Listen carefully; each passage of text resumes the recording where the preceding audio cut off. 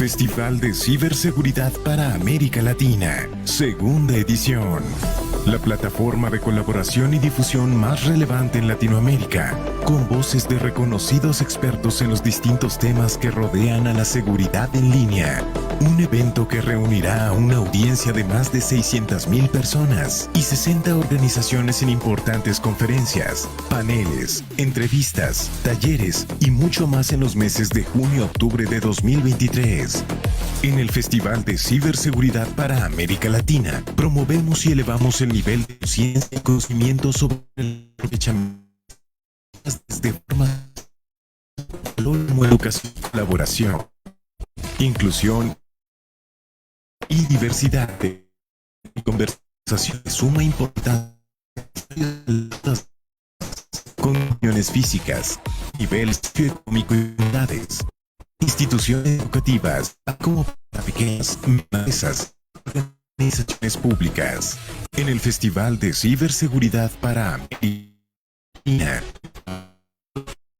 de nosotros, participar y contribuir a la construcción de un ecosistema digital seguro y con la seguridad es un asunto de todos. Participa como conferencista, embajador,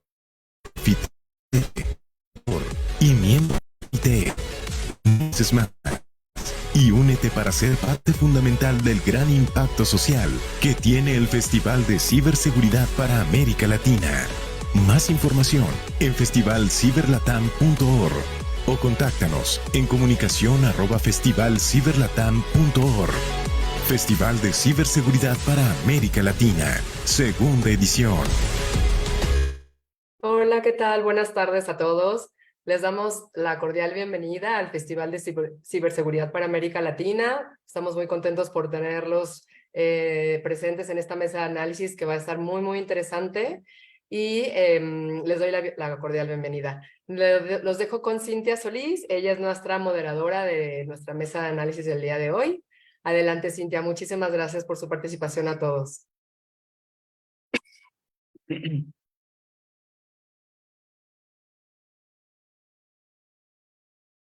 Cintia, creo que no te estamos escuchando. No.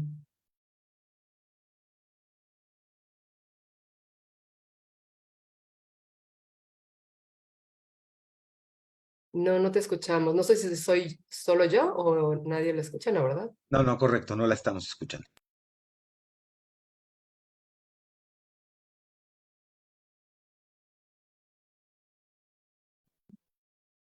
A ver, hola, ¿ya me escuchan? Sí, perfecto. Listo. Muchas gracias. Perfecto, sí, me quité los audífonos mejor. Pues primero que nada, muchísimas gracias, Mayra. Tenemos un panel de lujo el día de hoy, así es que bienvenidos a todos.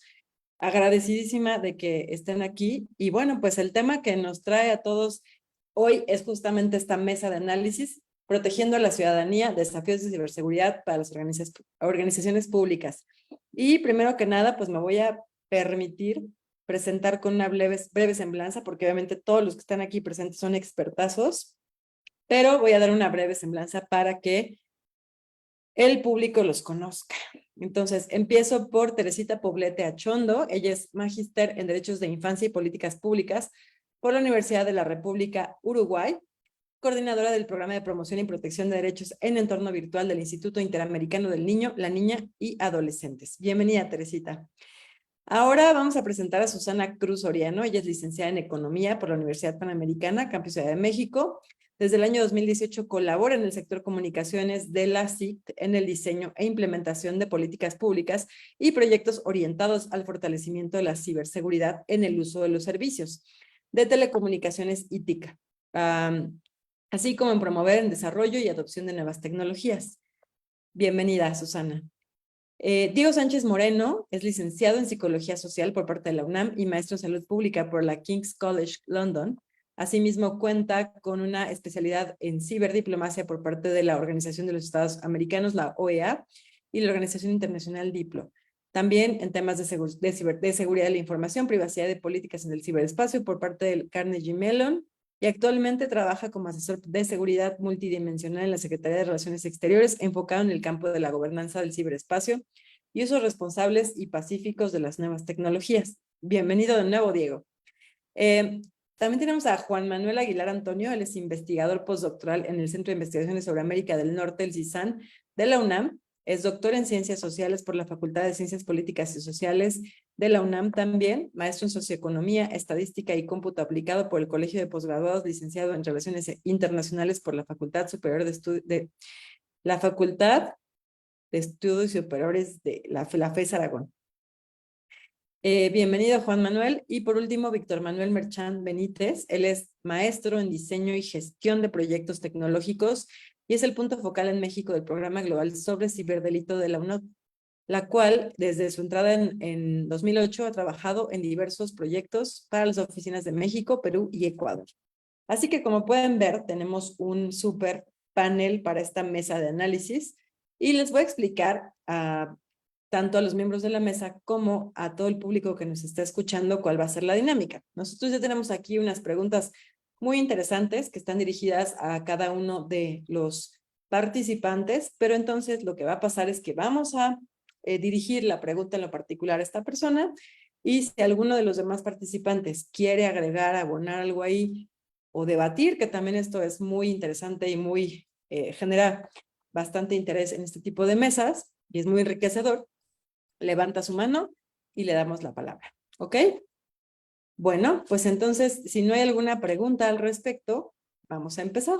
Y empezamos contigo, querida Susana, con esta pregunta que creo que pues es una pregunta bastante importante, pero bastante amplia. A ver, tú me dirás.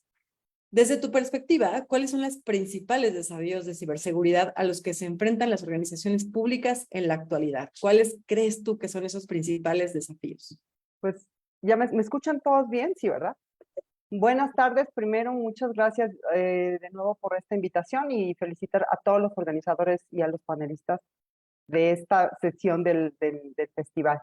Y respondiendo, y entrando en materia y respondiendo, pues creo que son los principales desafíos a los que nos enfrentamos las organizaciones públicas son de múltiples, o sea, son múltiples y de diversa índole, ¿no?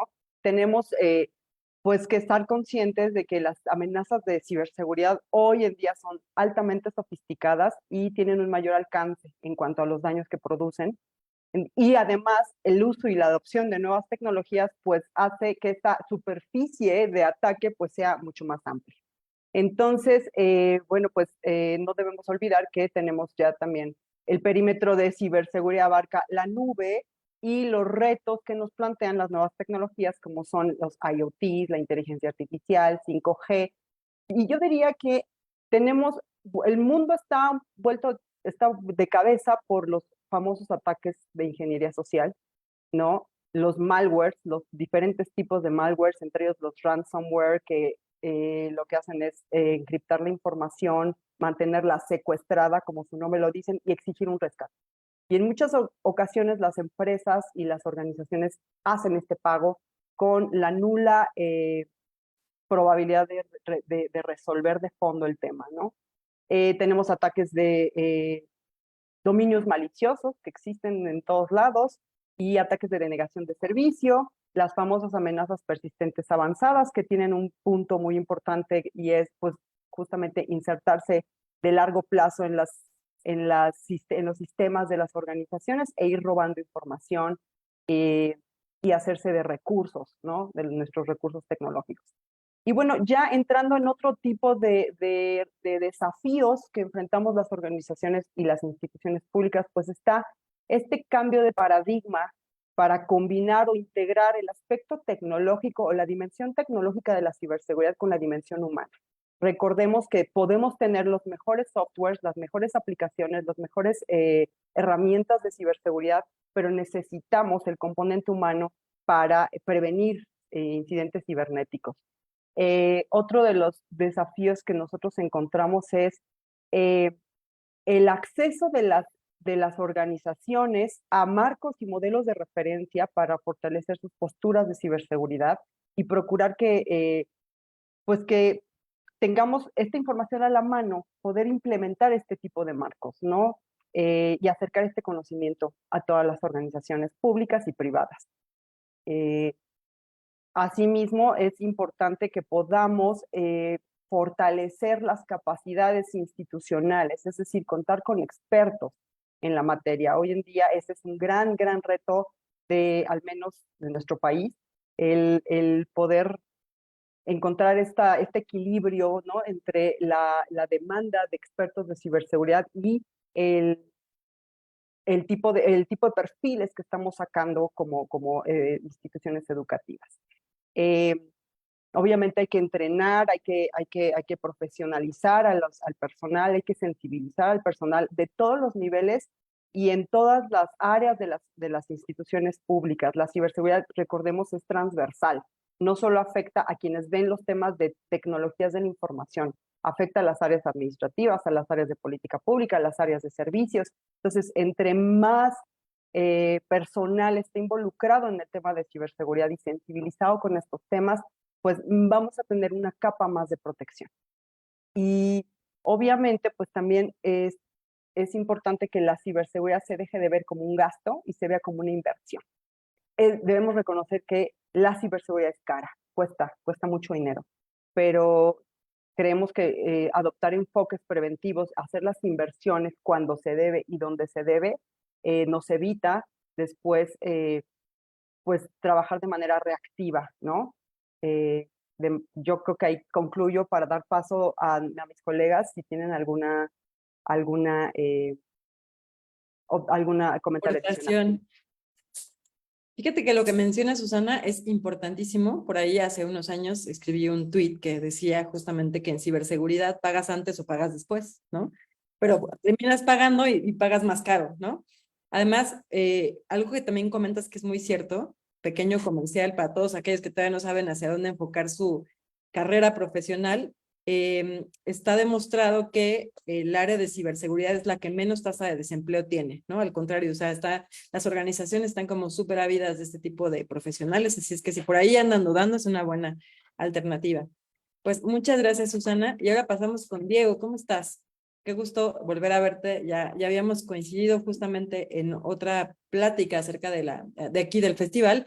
Y bueno, un poquito retomando lo que en esa ocasión platicábamos, nos gustaría que nos platicaras acerca de cuáles son los riesgos específicos que tú logras identificar para la ciudadanía cuando las organizaciones públicas sufren incidentes de ciberseguridad, porque hoy en día ya la pregunta no es si esa institución va a ser o no va a ser atacada, ¿no? Sino cuándo y cuáles son estos efectos a la ciudadanía que tú logras identificar.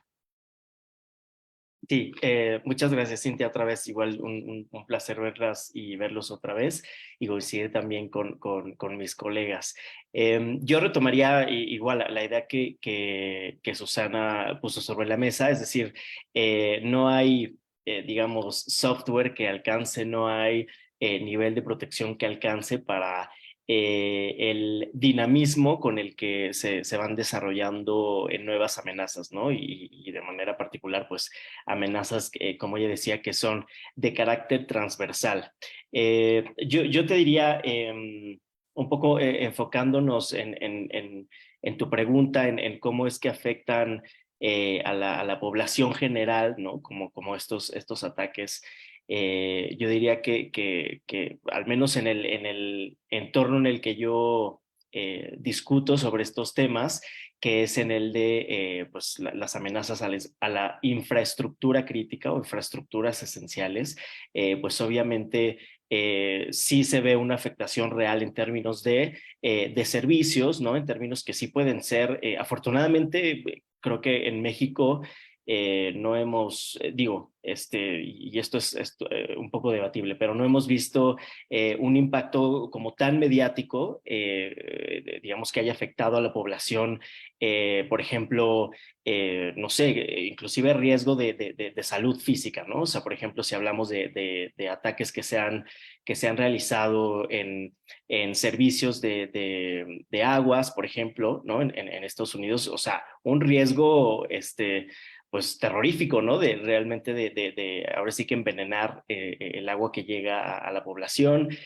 pero obviamente el ransomware, sobre todo en instituciones financieras, eso sí es algo que yo creo que todos las personas que están escuchando habrán sido de alguna u otra manera afectados, ¿no? ¿A quién no le ha pasado que han que han, digamos, hackeado tanto la aplicación del banco o que han clonado la tarjeta, ¿no? O sea, yo creo que en ese sentido es una afectación que es bastante tangible para la gente en general. Diría que, por ejemplo, en nuestra región a veces como que un poco tenemos, y yo lo veo mucho aquí en México, un poco tenemos todavía esa idea de que tal vez no hemos sido blanco de ataques a infraestructuras así como muy serios, pero si vemos el caso de Costa Rica, el caso de Conti, que yo creo que ha sido de los mayores ataques a gran escala de nuestra región, que es con un país pues muy afín a nuestras capacidades, ¿no? Nuestras capacidades tanto de defensa como de mitigación de esos ataques. Creo que es una lección muy importante que tenemos que aprender. Y ese ataque fue pues una afectación bastante seria en el sector salud también, es decir, en la programación por ejemplo, cirugías o sea, realmente colapsó el sistema de salud pública de Costa Rica, y creo que pues obviamente es un ejemplo que sí debe prender nuestras alarmas, ¿no? Porque cada vez pues somos más dependientes también de esas infraestructuras para pues los servicios civiles, ¿no? Los servicios para las personas. Entonces, no podemos negar que esa dependencia pues no va a ir para atrás, sino al contrario, vamos a seguir dependiendo mucho más de esas tecnologías. Como decía Susana, hay que revisar el impacto de la inteligencia artificial justo en estos y los sistemas autónomos en este tipo de servicios, y creo que son dimensiones que todavía no entendemos del todo, ¿no? Por eso, o sea, creo que es importante, pues, justo eso, o sea, tener muy, muy en mente la noción de que estas amenazas son muy dinámicas y requieren lo que ustedes han dicho, requieren de personas y personal especializado en ciberseguridad, que entiendan la gravedad de estas amenazas, que entiendan cómo funcionan estos sistemas y sobre todo los que son mucho más sofisticados, también para prevenir y mitigar y, bueno, pues actuar en el dado caso de un ataque de este tipo. Perfecto, muy bien, Diego. Creo que lo comentas muy bien. Al final, en apariencia no, pero sí en afectación al ciudadano de a pie, porque como ya lo comentaba también Susana, o sea, eventualmente algunos servicios pues no están disponibles. Vemos el caso de Conagua, vemos el caso también, pues el SAT ha sufrido bastantes ataques desde el 2019 a la fecha, importantes, algunos de denegación de servicio o algunos justamente relacionados con otro tipo de ataques, y eventualmente pues el usuario final termina pagando un poco las consecuencias. Muchas gracias, Diego. Y justamente lo quiero ligar con una pregunta para Susana de nuevo, que tiene que ver con una pregunta muy parecida, pero esta está enfocada realmente a temas de cuáles son los riesgos específicos también para la ciudadanía, pero cuando las organizaciones públicas sufren incidentes de ciberseguridad respecto de las operaciones y servicios críticos, ¿no? Como ya elevando esta pregunta ya a cuestiones muy, muy particulares. ¿Cómo ves, Susi? Mira, igual voy a hacer una acotación como Diego. En realidad, bueno, yo trabajo en el sector comunicaciones y tomemos en consideración que hoy las tecnologías de la información y los servicios de telecomunicaciones están siendo cada vez más relevantes para pues la dinámica diaria de las personas, ¿no? Entonces, eh, el hecho de no proveer el hecho de que estas infraestructuras de telecomunicaciones se vean vulneradas afectan la confianza del usuario y la reticencia a utilizarlas. No tomemos en cuenta que, bueno, el objetivo de esta administración pues es continuar y avanzar de manera acelerada en la digitalización del país, y entonces la manera de hacerlo es hacerle llegar las tecnologías a la población, pero de manera segura y responsable, que sepan cómo utilizarlas de manera segura y responsable. Entonces, si nosotros no proveemos de estas herramientas a la ciudadanía, va a haber una pérdida de confianza en estos servicios, en estas tecnologías, y pues obviamente vamos a retrasar y vamos a paralizar el tema de la digitalización tan urgente y tan importante para el país. Pero hablando de otros sectores que se vulneren este tipo de infraestructuras, acaba teniendo impactos severos y negativos pues en el desarrollo de las personas y de las comunidades, ¿no? Pongámonos a pensar en un ataque a una vía de comunicación terrestre, ¿no?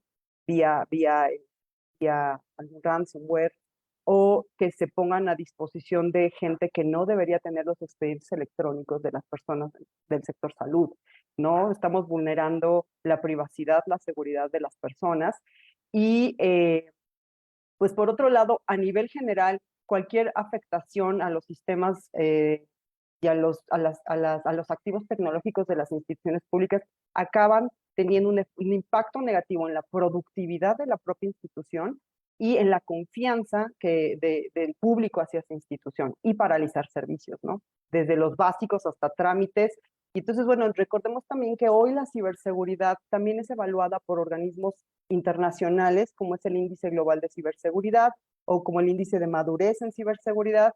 Y estos son calificaciones que nos hacen, que hace la comunidad internacional a la confianza de los países porque están haciendo compromisos complejos en esta materia. Y también recordemos que los acuerdos comerciales desde hace un buen tiempo están incluyendo el capítulo de ciberseguridad como un elemento importante para hacer las negociaciones comerciales, ¿no? Un país que se muestra ciberseguro va a tener también esa confianza de los inversionistas para invertir en nuestro país, para generar empleo, para generar valor, producción, etc. Entonces, vamos, depende del sector, pero en general sí son afectaciones reputacionales, productividad, empleo también. O sea, muchas personas muchas instituciones públicas acaban teniendo esta disyuntiva de tengo que reinvertir en temas de ciberseguridad que no tenía previsto en este año y entonces a lo mejor tengo que hacer un recorte presupuestal y eso implica recursos para programas sociales, recursos para empleos a las personas, etcétera. Entonces, bueno, más o menos por ahí. Muy interesante, Susana. Y retomando incluso lo que comentaba Diego, ¿no? A ver, a lo mejor no nos ha pasado, pero este tipo de ataques a infraestructuras críticas podrían ser fatídicos, o sea, hablando de temas de provisión de servicios básicos, como energía, como agua, etcétera, ¿no? Entonces sí. Ay, perdón, una observación adicional y es, derivado de estos ataques que suelen tener, que solemos sufrir las dependencias de gobierno, bueno, se puede vulnerar información muy, o sea, confidencial, reservada, de seguridad nacional, de seguridad pública, que compete pues a estas instituciones de seguridad para la toma de decisiones en esta materia en el país. Entonces, pues sí, es un crisol de impactos en múltiples áreas de la vida de las personas. Excelente. Diego, pues regresamos rápidamente contigo, algo que platicábamos la vez pasada, pero para todos aquellos que no pudieron conectarse en esa ocasión, un poco platicar desde tu perspectiva, ¿cuáles son los desafíos futuros en materia de ciberseguridad y para las organizaciones públicas y cómo pueden prepararse para enfrentarlo, ¿no? O sea, al final ya lo comentábamos, ahorita ya no es una pregunta de si va a pasar o no va a pasar, sino cómo pueden estar preparados para ese momento.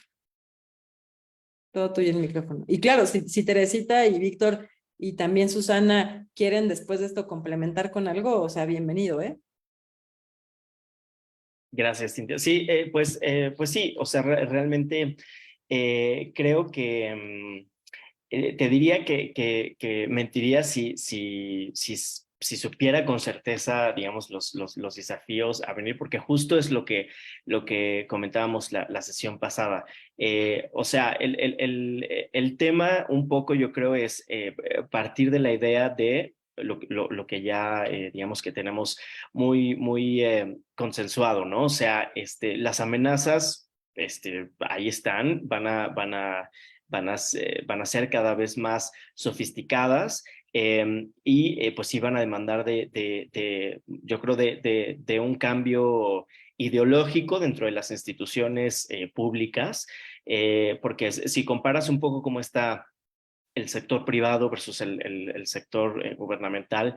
Creo que en ese sentido tendríamos, el sector gubernamental tendríamos que ir cambiando o transicionando hacia modelos que sí incorporen la ciberseguridad desde tomar en cuenta, obviamente, el tema presupuestal, ¿no? Hasta comprometerse con modelos y con estrategias que realmente protejan los datos, o sea, el valor y la sensibilidad en los datos que custodia el sector público, ¿no? Creo que ese es uno de los retos más grandes, este cambio ideológico.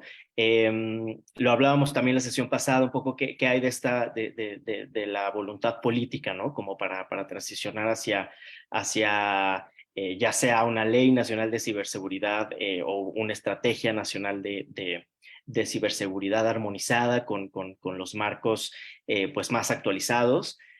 ¿No? Entonces creo que por un lado ese sería uno de los retos. Otro, yo te diría que a lo mejor también entender en términos ahora sí ya hablando en términos de seguridad internacional, un poco también entender cómo es que estamos implementando el marco normativo que viene de estos espacios multilaterales que hablábamos, sobre todo de Naciones Unidas, pero bueno, otro.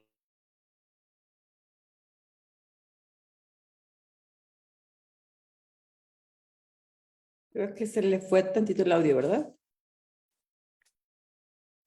Ok. Bueno, pues ahorita en lo que retoma, porque no sabemos si fue un problema ahí de conexión o... Adelante, Víctor, por favor, gracias por tomar la palabra. Gracias, aprovechando ahorita que se descongele o se reconecte Diego. La verdad es que, bueno, nuevamente muchas gracias por la invitación, por poder tener este foro y poder conversar de estos temas que por supuesto son tan importantes y relevantes, la organización y por supuesto el poder estar aquí con todas y todos ustedes. Solamente quería tomar un par de ideas, o tomar un par de ideas que mencionaba Susana. Esta cuestión de poder ser atacados y que obviamente eso tiene muchísimas consecuencias en muchos sentidos y hay veces que desafortunadamente también no sabemos ni siquiera cuándo fue el ataque, ¿no? O sea, puede ser que haya sucedido hace N cantidad de tiempo, meses, semanas, ya los delincuentes han estado hurgando en las bases de datos, en la información que pueden sacar, en qué tan vulnerable es. Y desafortunadamente, pues eso muchas veces se da cuenta uno hasta que sucede como tal o empieza a tener afectaciones, ¿no? Esto es entonces parte de esa expertise y esa inversión que se tiene que hacer, sobre todo hablando de instituciones públicas, porque bueno, los bienes más preciados de las instituciones públicas obviamente pues es la información, los procesos, los servicios de los ciudadanos, así como para otro tipo de negocios, pues hay otro tipo de cuidados que ellos deben de tener. No sé, esto al final lo que menciona es que todos somos susceptibles y por eso mismo debemos de estar lo más posible tanto en la vanguardia como en la parte de prevención, tanto técnica como de cualquier nivel. Muchas veces se ha dicho que el eslabón más débil justamente es la persona porque pues puede sufrir a lo mejor algún ataque de phishing y entonces se le puede extraer información, el USB que lleva a la oficina, etcétera. Entonces, esa es la parte muy básica, el considerar que todo mundo también somos corresponsables y al mismo tiempo somos actores de esta prevención y de esta ciberseguridad, sobre todo pensando en cuestiones de organizaciones o instituciones gubernamentales. Y esto viene también a la par con la confianza que también mencionaban, y ahí retomo un poquito justo que cuando nos invitaron al lanzamiento del festival, por ahí me tocó hablar justamente de la ciberseguridad o algunos tips para personas o adultos mayores. Y lo que comentaba en ese momento, por ejemplo, es que si de por sí es complicado el entrar al mundo tecnológico, la parte de la migración que ha habido de los servicios comunes de escritorio a un ambiente en Internet digital, muchas veces es ya la única puerta que tenemos para realizar algún trámite y por supuesto pensando en algún adulto mayor que puede vivir tal vez en una población alejada o que le es difícil que alguien le acompañe a hacer un trámite. Si llega a tener alguna vulnerabilidad en sus datos, en su economía, pues más difícilmente van a poder confiar no nada más en la institución, sino en el uso de las tecnologías. Y desafortunadamente como esto no va a disminuir, o sea, de aquí en adelante, bueno, desde hace muchos años en adelante, el uso de la tecnología va hacia arriba, no es que dentro de algunos años regresemos al papel. Entonces es todavía también un compromiso adicional que tenemos para, no nada más en este ejemplo de adultos mayores, sino en cualquier persona que se sienta segura en las instituciones de gobierno, en las empresas en las que está teniendo alguna actividad, en los servicios bancarios, etcétera, porque si sucede lo contrario, pues por supuesto que va a empezar a haber dificultad también en la prestación de estos servicios y nosotros mismos vamos a tener también dificultades para continuar nuestra vida en un mundo ya digital como tal, ¿no? En línea.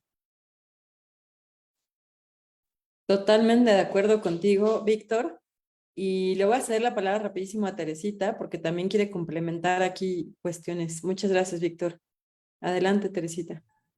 Muchas gracias y me sumo a los agradecimientos que han dado los compañeros. Para mí es un placer escucharlos, aprender y bueno, ver la cantidad de personas e instituciones que estamos tratando de hacer sinergia para promover y proteger derechos en el entorno virtual.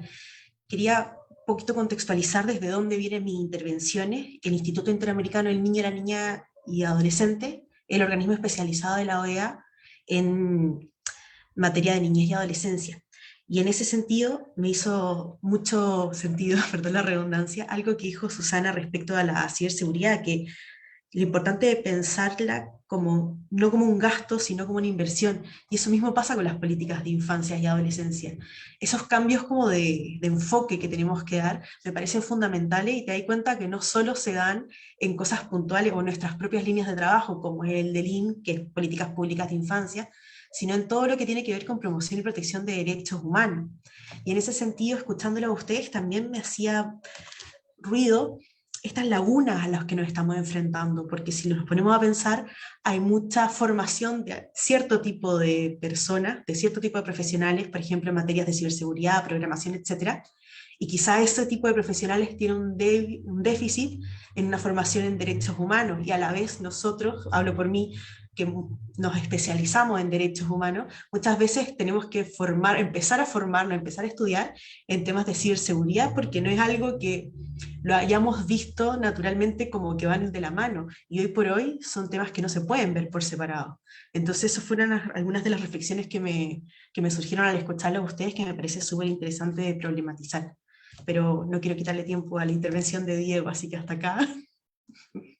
Muchísimas gracias, Teresita. Diego, ya volviste. Perdónenme, sí, me quedé sin pila. Bueno, hablando de retos de ciberseguridad, no, muchas gracias. Igual tampoco quiero robarles tiempo de las reflexiones que ya han puesto sobre la mesa, pero justo ahora que Teresita habla del tema de derechos humanos, como que conecta mucho con el otro reto que yo identifico más en el campo de la gobernanza de la ciberseguridad y las nuevas tecnologías.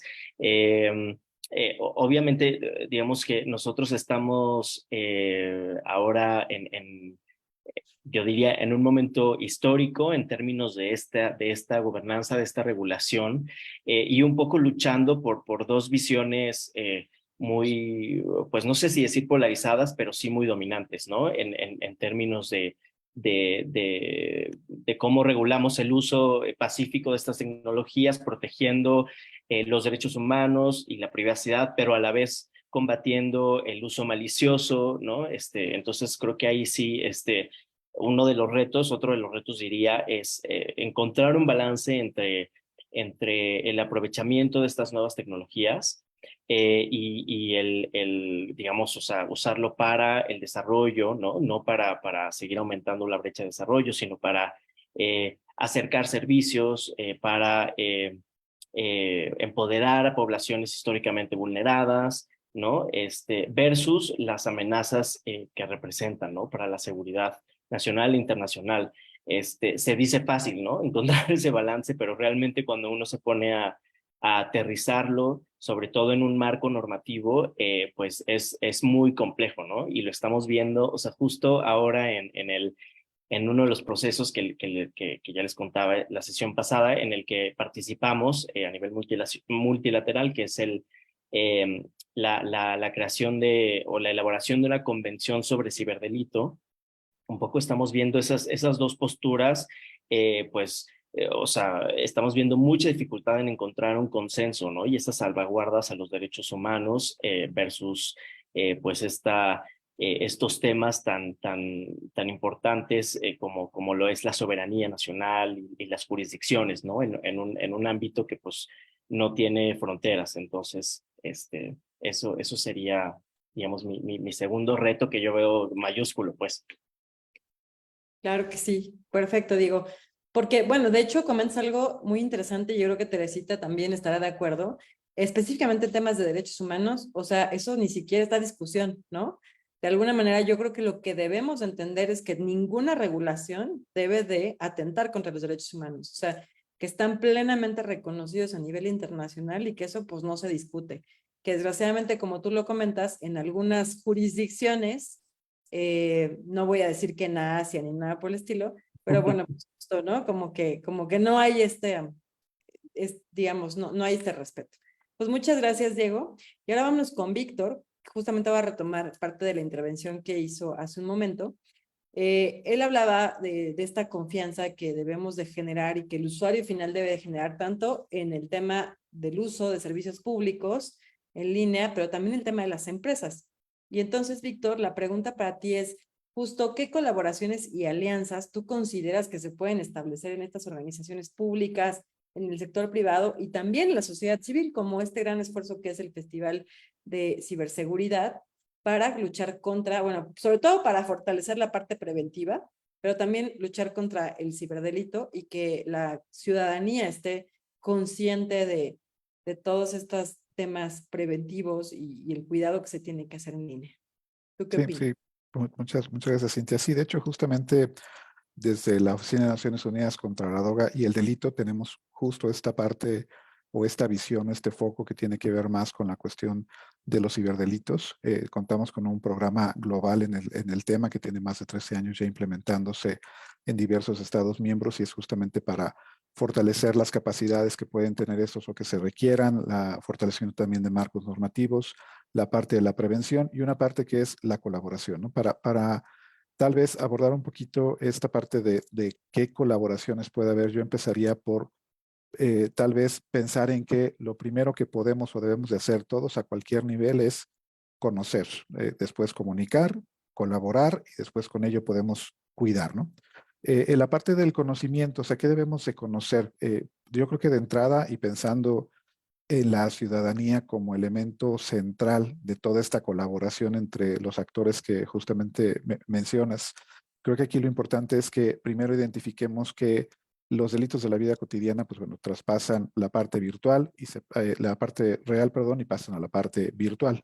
Todas las actividades en línea, pues cada vez se convierten más también en terreno para los delincuentes, ahora llamados ciberdelincuentes, pero también para el crimen organizado. Entonces, lo primero que creo que podemos identificar es saber que todas las actividades que realizamos en el mundo real, pues bueno, se pueden pasar a lo virtual y entonces, por lo tanto, debemos tomar caminos similares como cuando nos cuidamos en la vida cotidiana.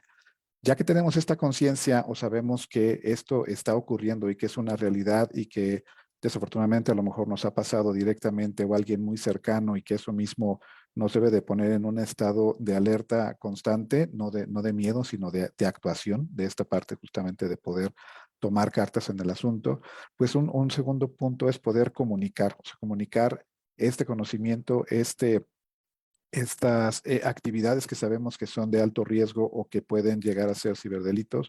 Y al final es empezar a fomentar esta parte de la prevención y saber cómo lo podemos entonces ir manejando o ir tratando de no ser víctimas de este tipo de delitos que se pueden dar obviamente en línea. Hay una parte importante de la comunicación, también por supuesto es la denuncia, ¿no? Entonces, si lo vemos desde esa perspectiva, ya empezamos a hablar de que conocemos como cualquier persona, como cualquier ciudadano, bastantes situaciones que se nos pueden presentar como de riesgo o de delitos en línea, pero también al identificarlos también tenemos que actuar y esto es obviamente a través de una denuncia y esto por supuesto que hay en manos de las autoridades, por lo tanto también ahí hay una parte adicional en cuanto a la comunicación que tiene que ver con todas estas instancias.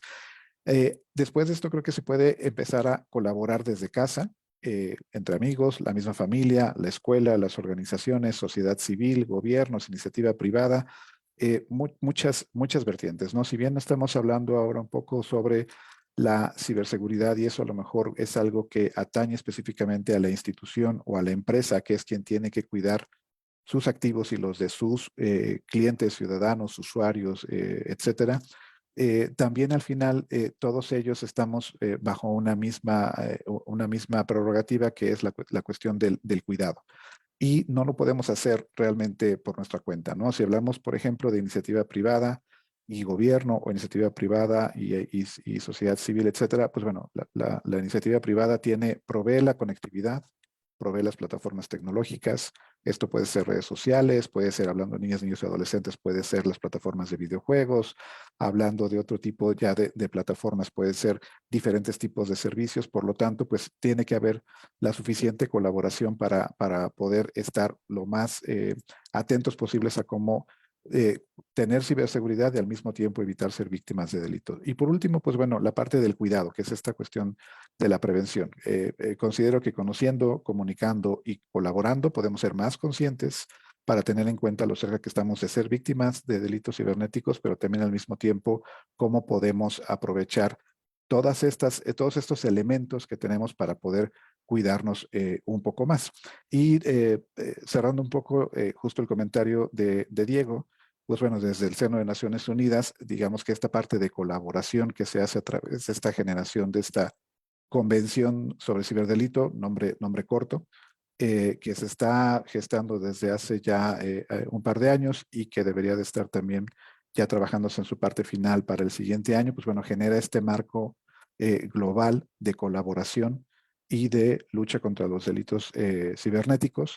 Y por supuesto que tiene muchas aristas que son necesarias ir abordando o que se han estado abordando en estas conversaciones, porque ese es un marco, no es el único que existe, por supuesto que hay diferentes convenciones y por supuesto los Estados miembros también hay libertad pues de poder adherirse a unos o a otros, pero como todos tienen la misma finalidad que es la cuestión de la investigación, la persecución, la sanción de este tipo de delitos hacia los mismos países y por supuesto sus ciudadanías, pues bueno, la parte de la colaboración, sobre todo en esta parte internacional, pues también se encuentra presente, no solamente a nivel local, pero es algo que de por sí ya existe, de por sí ya hacen. Un ejemplo, creo que somos también los que estamos aquí, diferentes aristas, diferentes instituciones o representaciones, y esta es una parte también que realizamos a nivel de prevención, ¿no? Este tipo de actividades son las que ayudan sobremanera tanto a la población en general como a la gestión de nuevas ideas e identificación de retos a los que podemos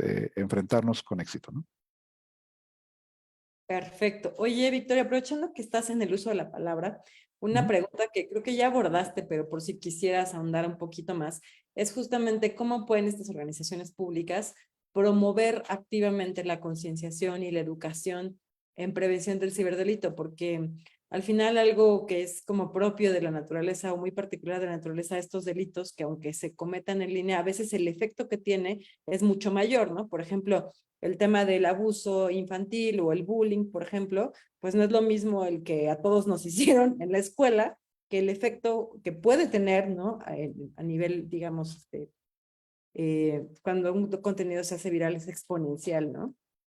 Entonces, Sí, ¿tú no, qué opinas? ¿Cómo lo podrían hacer o qué propones? pues una cuestión muy importante y tomando ese ejemplo, como bien dices tú, a lo mejor todos en algún momento pasamos por una situación similar y es diferente en la parte digital o en la parte ya a través de redes sociales o otro tipo de plataformas por una razón relativamente sencilla, pero que al mismo tiempo se vuelve muy compleja, que es esta parte de viralización, ¿no? Como se le conoce. El hecho de la multiplicación y la velocidad con que este tipo de mensajes pueden llegar a cualquier cantidad de personas, entonces puede acelerar las consecuencias que se puede tener en el mundo virtual y que por supuesto salen de ese ámbito porque podemos tener, pues bueno, situaciones muy complejas como problemáticas psicosociales, cuestiones obviamente de seguridad personal. Ya llegamos obviamente a palabras mayores cuando esto se organiza y puede obviamente llegar a una parte física. Y ahí también es importante que podamos identificar También, pues bueno, el hecho de cómo podemos, como víctimas, pues, cómo debemos de actuar, que lo primero obviamente es una red de apoyo, pues, una cuestión de comunicación, de confianza con alguien con quien se pueda comentar. Nosotros tal vez ser esa parte de confianza, si es el caso de un menor, como en este ejemplo, y pues bueno, dar el seguimiento necesario también para que esto no siga avanzando.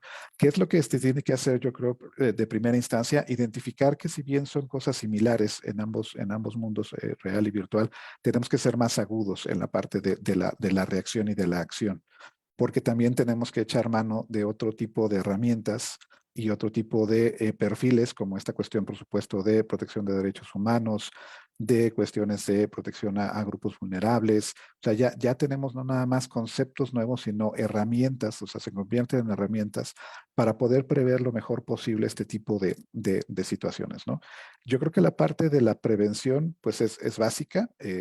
No quisiera que sonara siempre, a veces digo esta parte romántica de siempre es prevención y siempre son materiales y siempre son mensajes y siempre son webinars, sino obviamente la parte de llegar un poco más allá, ¿no? O sea, es el hecho de que eso se convierta a través de la colaboración en acciones ya muy específicas para poder entonces tener la posibilidad de contar con ciudadanos pues, que se sientan más seguros, con infancias también más seguras, con usuarios pues, que puedan usar este tipo de servicios y que, bueno, que tengamos toda una infraestructura que pueda darle soporte a esa parte preventiva, ¿no?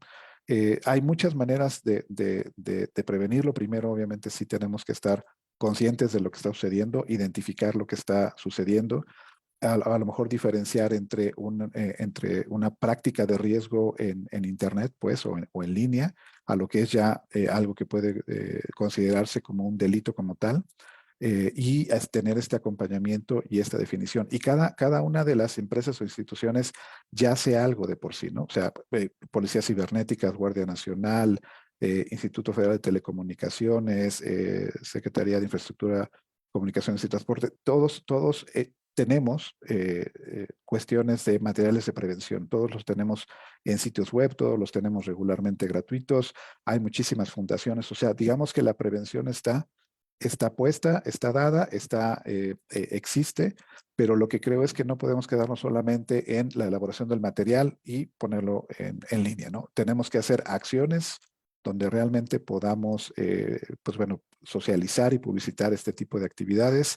El hecho de que podamos tener este tipo de foros también es sumamente importante y buscar estas sinergias que podemos tener entre todos y complementarnos. Creo que en los últimos 2 años del lado de la oficina hemos podido tener muchas sinergias con muchos y muchas de ustedes y esto ayuda justamente a podernos ir ubicando y tener más presencia y que entonces las usuarias, los usuarios, la población pueda buscarnos de alguna manera para también identificar cómo puede protegerse a sí mismo en el mundo en línea, ¿no?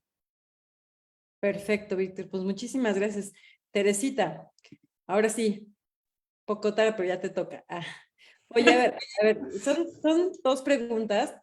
A ver, vamos a empezar justamente con esta que es a nivel de cuáles son las lecciones aprendidas de estos incidentes de ciberseguridad que tú conoces en organizaciones públicas que puedas compartirnos para justamente fortalecer la resiliencia y la preparación, porque sabes que una cosa que en ciberseguridad, dependiendo del sector, nos hemos dado cuenta, que luego hay sectores muy celosos, ¿no? Que ya sufrieron un ciberataque y en lugar de compartir este conocimiento, ¿sabes qué? Ya me pasó esto, no lo comparten, entre otras cosas, para cuidar su reputación, pero ¿tú cuáles crees, digamos, en tu experiencia, que serían muy valiosas para compartirnos? Y mira, quería unirlo a 2 cosas que habían ya dicho los compañeros Víctor y Diego. Primero, como tratar de problematizar, ¿no? En esto de la gobernanza y la regulación, y el tema de derechos humanos y privacidad, ¿qué hacemos? Porque muchas veces hay problemas problemas de ciberseguridad cuando todo el tema de derechos humanos, la privacidad se ve cruzado o coartado por intereses económicos, que eso también es algo que se da mucho con el sector empresarial que tiene que ver con ciberseguridad. Y eso es por un lado algo que pasa y que tenemos que empezar como a cuestionarnos todo el tiempo y sobre todo en este tipo de mesas donde venimos de diferentes sectores. Y eso lo quería unir con lo que decía Víctor, que me parecía sumamente importante, que es trabajar en fomentar la prevención, pero también socializar todo lo que tenemos como materiales, porque uniéndolo también a algo que vi en el chat, hay mucho material, hay muchos protocolos, líneas de acción, mapas de ruta, pero no necesariamente están socializadas, y ese es uno de los problemas principales que tenemos. Entonces quería como contextualizar un poco y después dar una respuesta. Soy un poco larga, si me estoy pasando de tiempo avísenme, pero quería como partir diciendo que tenemos que ser súper conscientes que el sector empresarial incide de manera significativa en la experiencia y en los derechos, ¿no?, de las infancias y las adolescencias, tanto directa como indirectamente, al prestar servicios y ofrecer productos relacionados con el entorno digital. Entonces esas empresas tendrían que sí o sí estar como posicionadas y garantizar que van a respetar los derechos de los niños, niñas y adolescentes, impidiendo y reparando toda vulneración de los mismos en este entorno virtual. En el mundo digital sabemos que existen empresas que requieren de la recolección masiva, el procesamiento y la transferencia de datos personales, y cuando estos datos se filtran, nos vemos en grandes problemas, porque son datos importantes que pueden ponerte en riesgo, sobre todo a los niños y adolescentes, pero que también son el eje del negocio de las empresas tecnológicas para dirigir contenidos con finalidades económicas, que les generan ingresos monetarios, obviamente, y estos procesos siguen por filtración o problemas de ciberseguridad o por el mismo mecanismo que genera esta recolección de datos, o sea, quiero decir, de manera intencional o no, influir en las experiencias digitales de los niños, porque a menudo, por ejemplo, en temas que no tengan que ver necesariamente con que te hayan hackeado o que se te hayan filtrado los datos, sino por el mismo hecho de estar recolectando y generando este tipo de dinámica, estos procesos involucran a socios comerciales en donde se forman cadenas de suministros cuyos eslabones podrían dar lugar por sí mismos a violaciones de los derechos de niños, niñas y adolescentes. Y quería como poner ejemplos súper cotidianos, por ejemplo, a través de características publicitarias que anticipan las acciones de los niños y los guían hacia contenidos más extremos, o incluso cosas súper sencillas como estas aplicaciones de juego.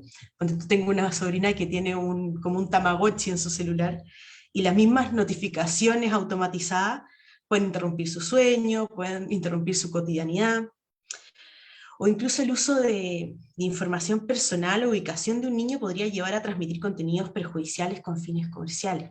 O sea, la pregunta inicial que era como, bueno, pero lecciones aprendidas de incidentes pueden ser millones, como decían al principio los compañeros, todo lo que tiene que ver con ciberseguridad es como un crisol de posibilidades. Entonces, incidentes propiamente tal, podemos poner de cualquier tipo. O sea, puede ser cualquier tipo de ejemplo, desde cosas que hayan sido como por temas propiamente de hackeo, de phishing, etcétera, o sea, como un delito en sí, o por el mismo mecanismo, o por el mismo modelo de negocio que tiene que ver con el tema de los datos personales que uno pone en juego cada vez que navega.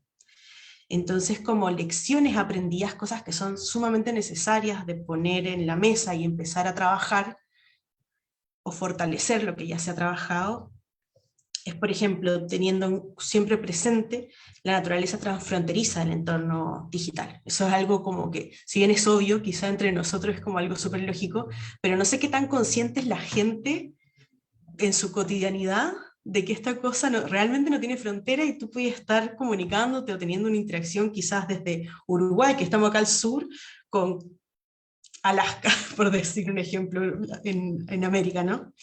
Entonces resulta fundamental algo que ya decían los compañeros, la cooperación nacional, regional e internacional, para garantizar que todas las partes interesadas, o sea, los estados, las empresas, los organismos internacionales, los no gubernamentales, las organizaciones especializadas, respeten y hagan efectiva la protección de los derechos de los niños, niñas y adolescentes en el ámbito digital. También esta colaboración multisectorial va a permitir enfrentar los desafíos de la ciberseguridad, generando verdaderas políticas integrales que protejan los derechos digitales de la infancia, pero para ello es vital poder contar, como ya lo decían algunos compañeros, voy a traer varias cosas que ya se dijeron, pero como poniéndole como un puntito sobre la I, como decimos. Contar con legislación y regulaciones específicas que evolucionen con las tecnologías para garantizar una protección real y efectiva. Y eso es súper difícil por lo vertiginoso que es este entorno. Los estados deben garantizar desde la fase del diseño, y eso es súper importante, que las empresas no utilicen a los niños, niñas y adolescentes con objetivos netamente comerciales al implementar enfoques basados en protección de datos, privacidad y seguridad. Traigo los estados a pesar de que nuestro público objetivo son las pymes, porque si pensamos en los derechos de los niños, niñas y adolescentes, tenemos que estar siempre pensando en Estado, familia y sociedad como los principales garantes, si no es imposible hablar de derechos de infancia. Por otro lado, las empresas deben mantener los más altos estándares de transparencia y responsabilidad en aquellos productos que estén dirigidos a niños, niñas y adolescentes. Anteriormente un compañero hablaba de la confianza. La confianza se construye y se mantiene, pero necesitamos que nuestra contraparte, en quien tenemos que confiar, tenga estos estándares, porque si no es ridículo y al final lo único que vamos a lograr es que no haya un ida y vuelta que sea productivo. Entonces, en el fondo, nosotros lo que pedimos es que estas empresas, para que mantengan estos altos estándares, busquen medidas innovadoras en beneficio del interés superior del niño. Esta acción decidida asegurará que los sistemas y las plataformas, en el fondo, que utilizan los niños, niñas y adolescentes, se diseñen teniendo en cuenta su seguridad en mente. No es algo que pase después, no es como, pasó el accidente, bueno, ahora empecemos a restituir derechos. Siempre hay que restituir derechos cuando hay una vulneración, pero como decían antes, la prevención es vital, o sea, tenemos que partir pensando en la prevención. Asimismo, también las empresas deberán establecer mecanismos de denuncia eficaces que no restrinjan el acceso de los niños, niñas y adolescentes a los recursos estatales. Es decir, por ejemplo, que no solo se quede en una denuncia dentro de la plataforma, o que no solo se quede en algo chiquito, como en el patio chico, sino que, bueno, que también agilicen todo el tema legal y el sistema de promoción y protección de derechos. O sea, no queda entre tú y yo, empresa, persona vulnerada, sino que, bueno, que se faciliten los canales para que realmente se restituya el derecho vulnerado. De la misma manera, las organizaciones deberían manejar la información de una forma responsable y ser claras en sus prácticas de recopilación y uso de datos personales de niños, niñas y adolescentes. A veces uno ni siquiera sabe los datos que está dando, y menos los chicos que no sé si están acompañados o tienen el lenguaje con el que se les está planteando estos términos y condiciones es lo suficientemente amigable y cercano como para que lo lean, lo procesen y lo entiendan y pongan acepto, tipo acepción a todo, pero con conocimiento de causa. Entonces ahí también tenemos que ser súper críticos en cuanto a cómo le estamos dando la información para que ellos sean consumidores críticos y, bueno, entiendan qué están dando a cambio del uso de ciertos tipos de plataformas. La confianza, como les decía antes, se construye a través de una gestión responsable, pero también transparente de la información, donde, como les decía, la transparencia y la rendición de cuentas son principios fundamentales.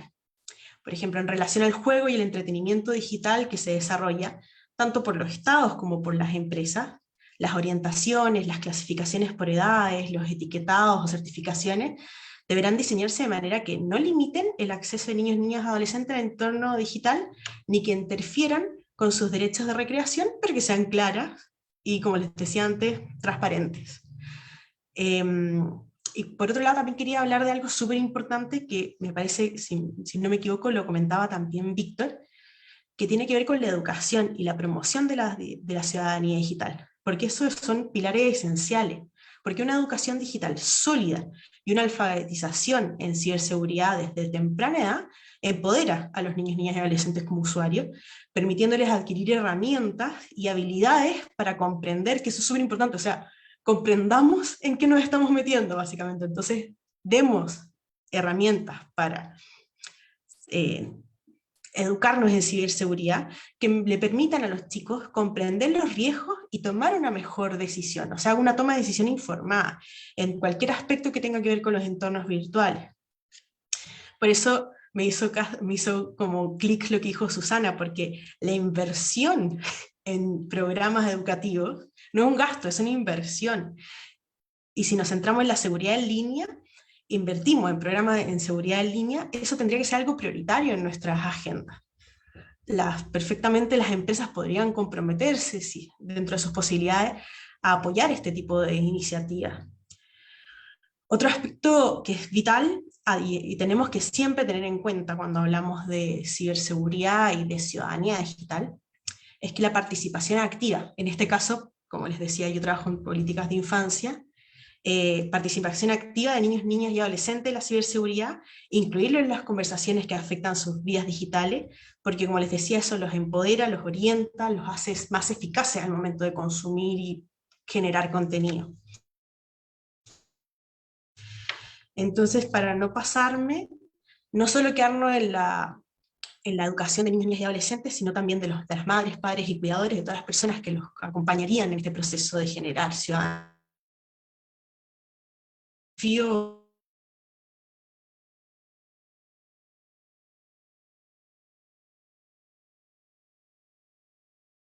El internet nos está jugando, ¿no? Está censurándonos.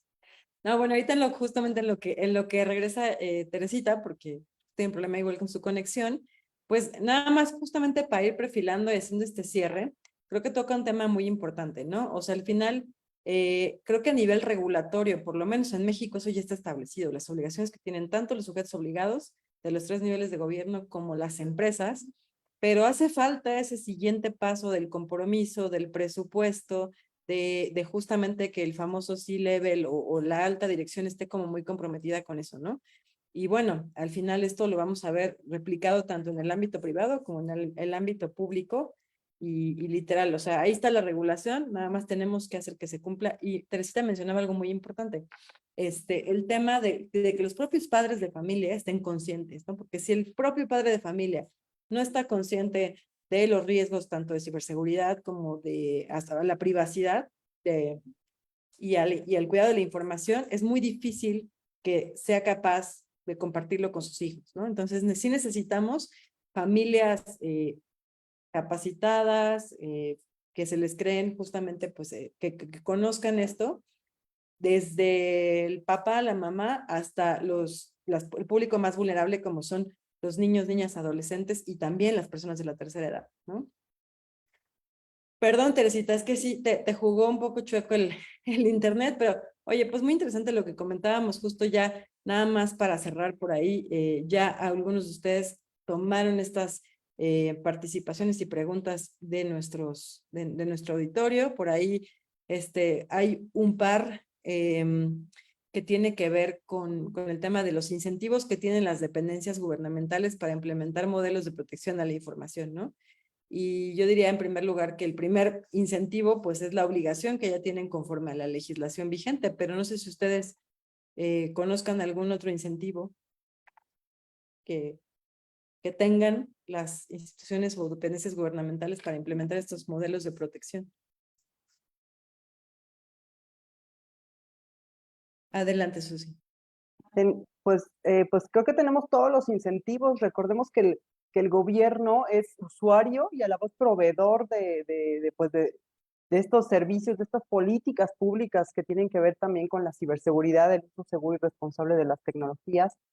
Entonces, pues claro que hay todos los incentivos. Recordemos que el tema también radica en que hace un buen tiempo que la ciberseguridad era vista solamente como un tema policial y un tema de persecución del delito, de integración de carpetas de investigación, y estaba relegada digamos que la parte civil del gobierno a estos temas, ¿no? Entonces es reciente que las dependencias gubernamentales que no son de seguridad nos estamos incorporando a esta discusión, a esta agenda.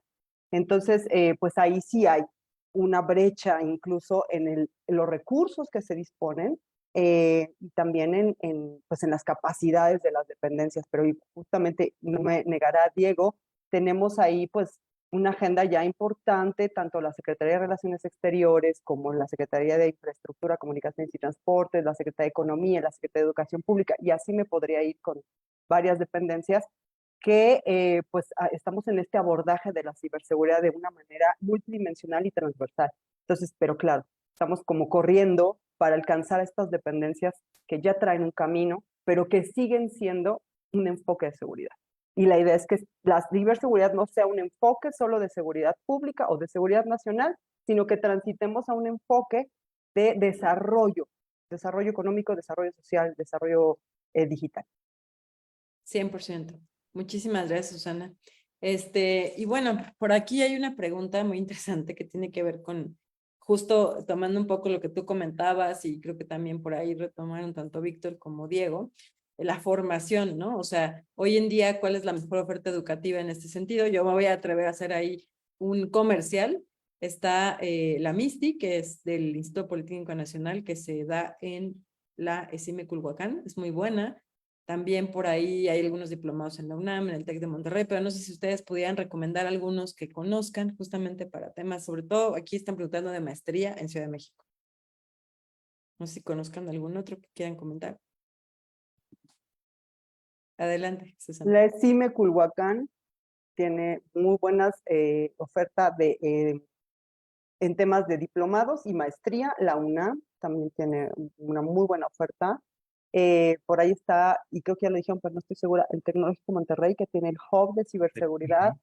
Y a nivel, a nivel de técnico, hay un montón de iniciativas que tienen que ver con, me parece, el City Banamex, CONALEP, la Secretaría de Relaciones Exteriores, ¿no?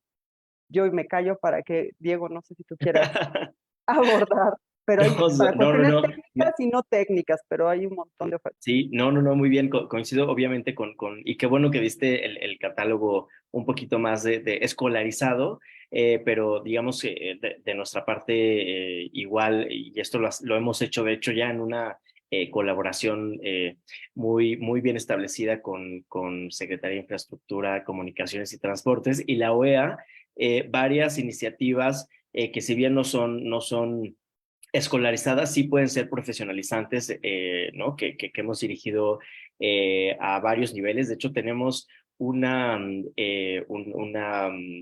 tema de colaboración que se llama el Cyberwoman Challenge, que está dirigido específicamente a mujeres en el ámbito de la ciberseguridad, un poquito más en nivel, sí, más o menos de nivel programación y demás, pero tenemos también otras iniciativas nuevas que estamos desarrollando también junto con la OEA, que es la Organización de Estados Americanos, para también crear capacidades profesionales en personas de educación media superior, ¿no? Entonces, un poco como pues sentando las bases para que entren a carreras de ciberseguridad o temas de ciberseguridad, ¿no?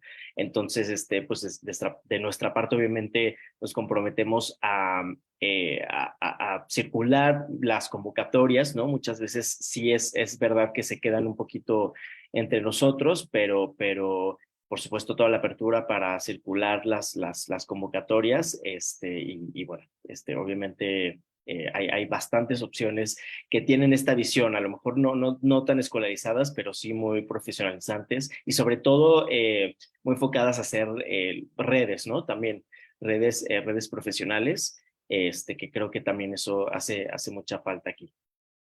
Sí, súper importante, ¿no? El networking, porque justo esto nos ayuda como profesionales a compartir experiencias, a compartir vacantes, a compartir problemáticas, está súper bien.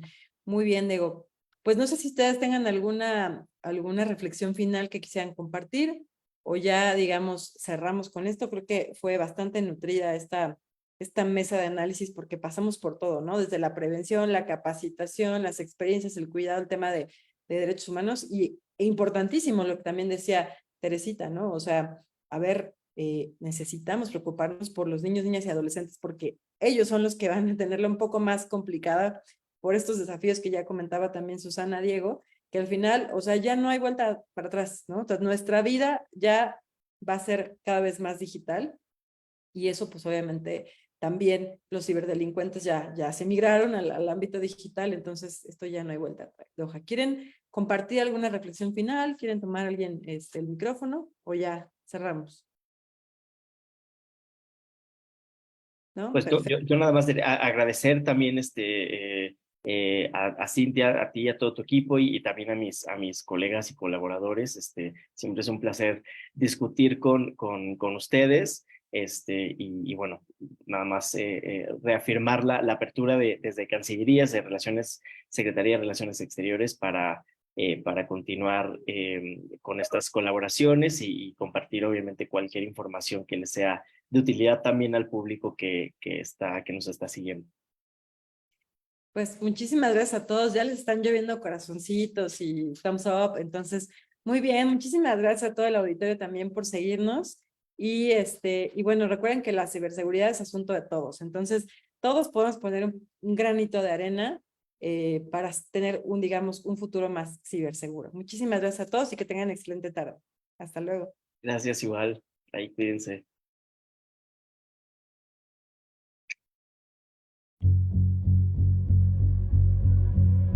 Festival de Ciberseguridad para América Latina, segunda edición. Únete a colorear un mundo digital sin grises. Toda la información en festivalciberlatam.org.